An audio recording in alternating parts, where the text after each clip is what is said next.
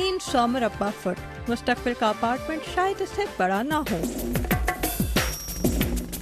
خاص طور پر new York جیسے شہر میں جہاں اس قسم کے چھوٹے اپارٹمنٹ یا مائکرو یونٹس کی منصوبہ بندی لوگوں کے بدلتے ہوئے طرز زندگی کی ایک نشانی ہے۔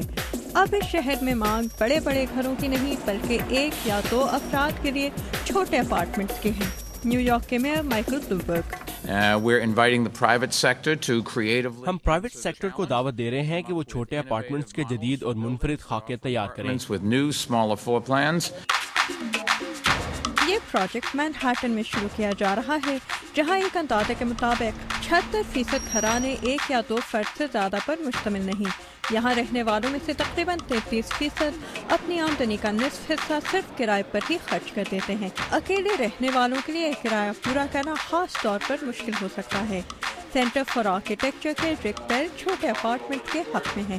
یہ ایک اچھا تصور ہے کیونکہ اس کا مقصد ان لوگوں کو شہر میں رہائش فراہم کرنا ہے جو یہاں رہنا چاہتے ہیں لیکن زبردستی اپنی ضرورت سے بڑے اپارٹمنٹس میں بستر نہیں ڈالنا چاہتے۔ نیو یارک میں اکثر افراد ویسے بھی پورا دن کام کرنے کے بعد کم وقت ہی گھر پر گزارتے ہیں، اسی لیے انہیں بڑے گھر یا اپارٹمنٹ کی ضرورت محسوس ہی نہیں ہوتی۔ Inhabit.com کی بانی جل فیرن پاکر 300 مربع فٹ کے اپارٹمنٹ میں رہتی ہیں۔ مجھے جاگتا ہوا ہر پل باہر ہی گزارنا پڑتا ہے۔ نیو یارک ایسا شہر ہے جس میں بہت وقت باہر گزارا جا سکتا ہے، اسی لیے رہنے کے لیے زیادہ جگہ کی ضرورت نہیں ہوتی۔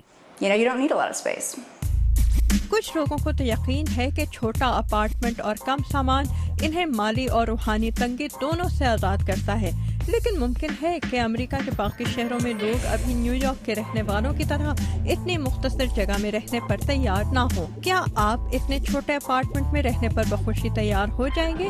ہمیں بتائیے ہمارے فیس بک پیج پر اور ٹویٹر کے ذریعے۔